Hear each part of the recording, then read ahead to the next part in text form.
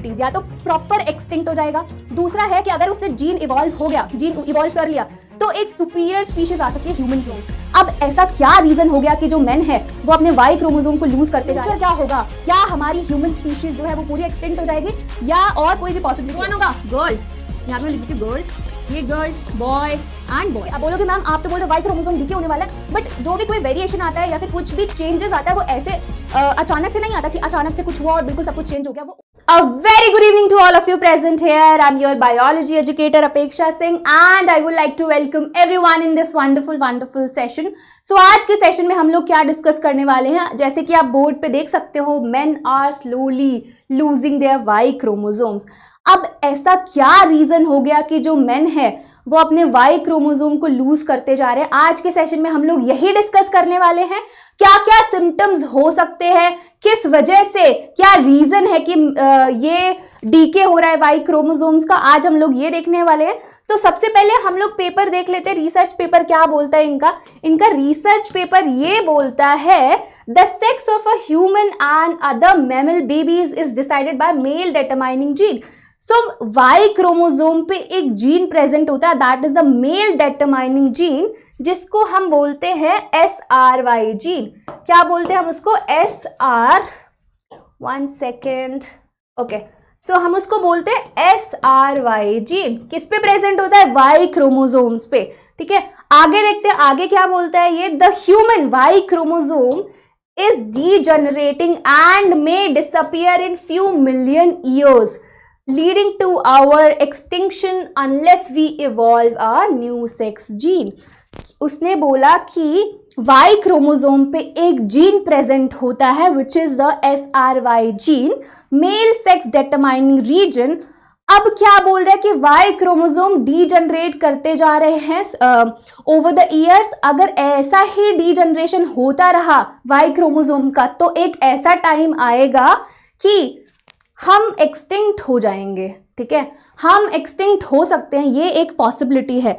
अच्छा, अब आगे देखते हैं कि आगे क्या है, हमें क्या देखना है, क्या डिस्कस करना है। बट उससे पहले आपको पता होना चाहिए कि सेक्स डिटरमिनेशन कैसे होता है, कैसे पता चलेगा कि जो बेबी है वो बॉय होगा या गर्ल होगा। ओके, तो सिंपल सी बात है, सबको सेक्स डिटरमिनेशन आई थिंक पहले की क्लासेस में पढ़ा होगा। यहाँ पे मैं थोड़ा सा एक्सप्लेन कर देती हूँ। हमारे पास 23 पेयर्स होते हैं क्रोमोसोम के। कितने पेयर्स होते हैं?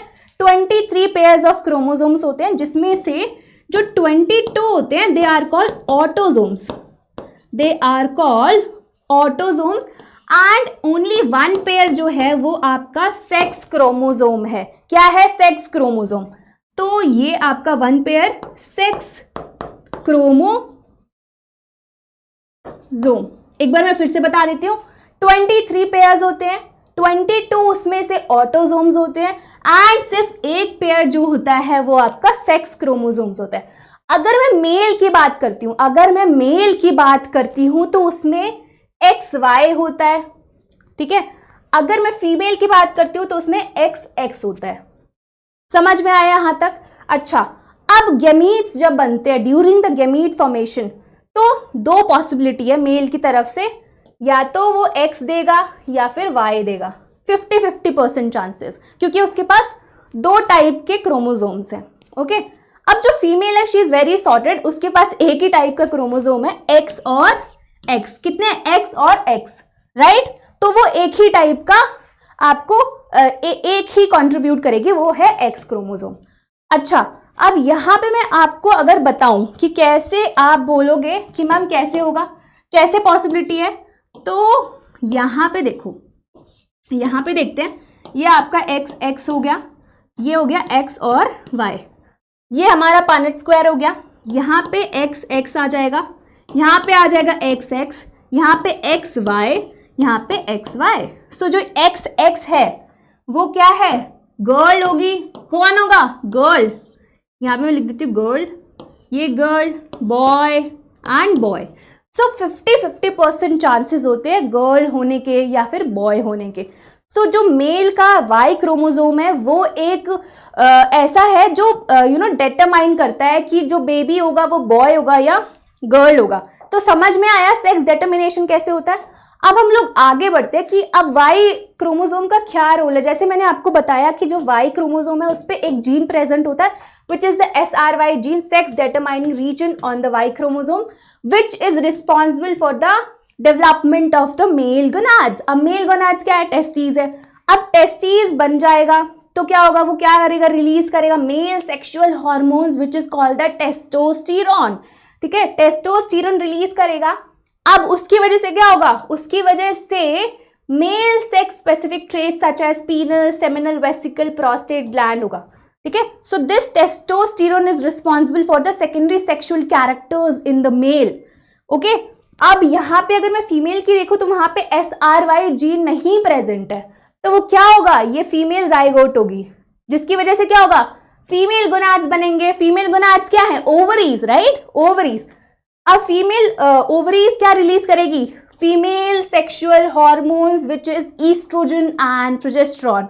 ओके, एंड इसकी वजह से क्या होगा? Female specific traits such as vagina and then uterus, oviduct and mammary glands, these are the accessory glands. तो आई गेस यहां तक रोल समझ में आया होगा कि वाई क्रोमोसोम का क्या रोल है मेल में और फीमेल में। तो इससे आप अंदाजा लगा सकते हो कि क्यों ये बहुत ज्यादा इंपॉर्टेंट रोल प्ले करता है, राइट? अच्छा, आगे बढ़ते हैं अब हम लोग। अब यहाँ पे उसी पेपर में देखते हैं कि वो क्या बोलना चाह रहा है। वो क्या बोलना चाह रहे हैं? तो बोलना चाह रहे हैं कि Y chromosomes has lost 955 active genes. वो बोल रहे हैं कि वाई क्रोमोसोम्स ने अभी तक 900 एक्टिव जीन्स उसके पास थे और अब उसके पास से 55 जीन्स, एक्टिव जीन्स बचे हैं। मतलब कितना वो है कि इतना ज्यादा डीके हो रहा है वाई क्रोमोसोम का कि उसके पास अभी तक 55 एक्टिव जीन्स बचे हैं जो पहले की 900 हुआ करते थे। ओके, कितने सालों में? Over the 166 million years. And that is, अगर मैं अभी की बात करूं कि अभी जो कितने बचे हुए? 55 जीन्स, 55 एक्टिव जीन्स बचे हुए हैं। That will be gone in 11 million years. ठीक है, अब बोलोगे मैम आप तो बोल रहे वाई क्रोमोसोम डीके होने वाला है, बट जो भी कोई वेरिएशन आता है या फिर कुछ भी चेंजेस आता है वो ऐसे अचानक से नहीं आता कि अचानक से कुछ हुआ और बिल्कुल सब कुछ चेंज हो गया। वो over the period of time आता है, सालों साल लग जाते हैं, कभी कभी मिलियन ईयर्स लग जाते हैं। तो ये जो डीके हो रहा है उसको अभी भी जितने भी 55 एक्टिव जीन्स है उसको खत्म होने में, उसको डीके होने में उसको कितने साल लगेंगे? 11 मिलियन ईयर्स।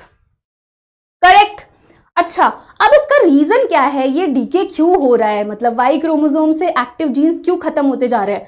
सो इसका रीजन है lack of genetic recombination. Lack of genetic recombination ये एक कॉन्सेप्ट है बायोलॉजी में जो आपको पढ़ाया जाएगा, तब तक उसके लिए आपको क्लास में आना पड़ेगा। ओके, चलो अब हम लोगों को क्या क्या सिम्टम्स देखने को मिलते हैं। तो अगर मैं सिम्टम्स की बात करूं, symptoms of chromosome Y chromosome decline, तो क्या क्या सिम्टम्स आपको दिखेंगे? पहला तो सिम्टम्स आपको आएगा इनफर्टिलिटी। इनफर्टिलिटी इन मेल्स में क्या होगा? रिड्यूस स्पर्म प्रोडक्शन, है ना?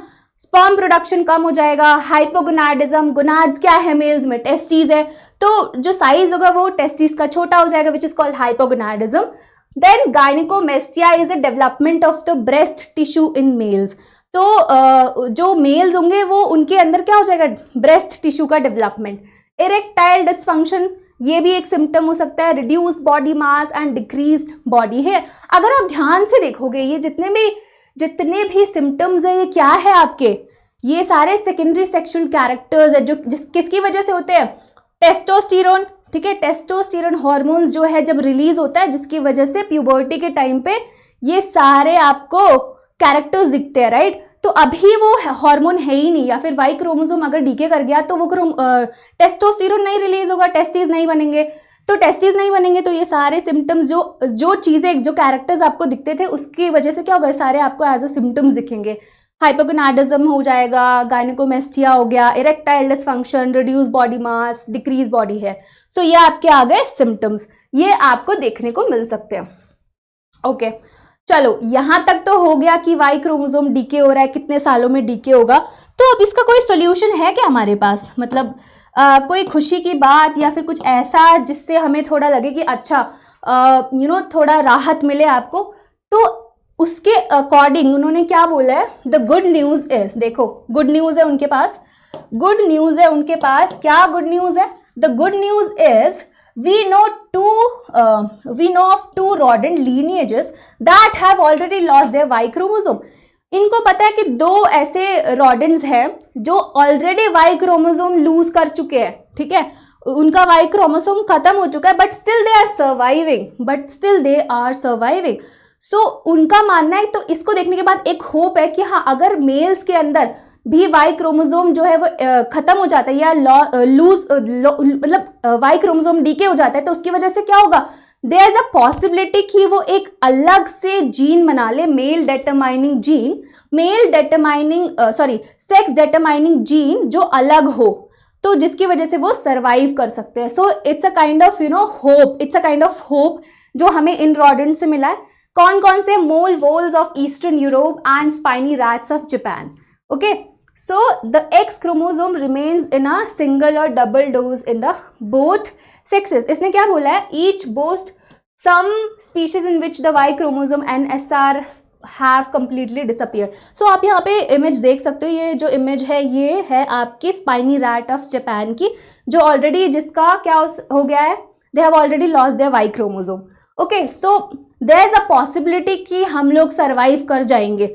आगे अगर मैं देखूँ तो आगे क्या है, फ्यूचर ऑफ मैन, फ्यूचर क्या होगा, क्या हमारी ह्यूमन स्पीशीज जो है वो पूरी एक्सटिंक्ट हो जाएगी या और कोई भी पॉसिबिलिटी है। सो एक बार देखते हैं यहाँ पे, फिर मैं बताती हूँ क्या क्या पॉसिबिलिटी हो सकती है। यहाँ पे ये बोलते हैं to reproduce we need sperm and we need man, meaning that end of the Y chromosome could herald the extension of the human race. उसने बोला है कि रिप्रोडक्शन के लिए हमें स्पर्म की जरूरत है, हमें वाई क्रोमोसोम्स चाहिए। अगर वो ऐसा डिसअपियर हो गया, वाई क्रोमोसोम डिसअपियर हो गया, तो क्या होगा, देयर इज अ पॉसिबिलिटी कि हमारी पूरी ह्यूमन स्पीशीज जो है वो एक्सटिंक्ट हो जाएगी। ओके, अच्छा, अब जैसे कि अभी मैंने आपको बताया कि जो यहाँ पे यहाँ पे जो स्पाइनी रैट्स ऑफ जापान है, इन्होंने एक ऐसा इवॉल्व कर लिया है gene which is a sex determining gene, जिसकी वजह से वो अभी भी सर्वाइव कर रहे हैं और उनका वाई क्रोमोसोम डिसअपियर हो चुका है। तो देयर इज अ पॉसिबिलिटी, ऐसा भी हो सकता है कि मेल ह्यूमंस में भी ऐसा हो सकता है कि वो एक ऐसा सेक्स डेटरमाइनिंग जीन इवॉल्व कर ले जिसकी वजह से वो सर्वाइव कर जाए। ठीक है, अच्छा, अब एक जीन तो डेवलप और इवॉल्व कर लेंगे, बट उसकी वजह से प्रॉब्लम क्या है, प्रॉब्लम क्या आएगा वहां पे, प्रॉब्लम आएगा देयर आर 2 पॉसिबिलिटीज, या तो प्रॉपर एक्सटिंक्ट हो जाएगा, दूसरा है कि अगर उससे जीन इवॉल्व कर लिया तो एक सुपीरियर स्पीशीज आ सकती है ह्यूमन की। सुपीरियर स्पीशीज मतलब कोई भी एवोल्यूशन होता है तो सुपीरियर स्पीशीज आता है।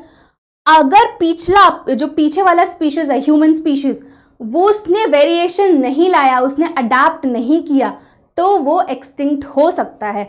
तो the story the survival of the fittest, वो यहाँ पे बहुत ज़्यादा सूट करती है। ठीक है, सो यहाँ पे अगर मैं देखूँ, इसने बोला है evolution of a new specific sex determining genes comes with a risk. What if more than one new system evolves in a different parts of the world? So जैसे मैंने बोला, एक superior human species आएगी and sex gene war हो जाएगा, है ना। तो आप अगर अडाप्ट नहीं कर पाए तो आप एक्सटिंक्ट हो जाओगे। सो ये होगा फ्यूचर हमारा।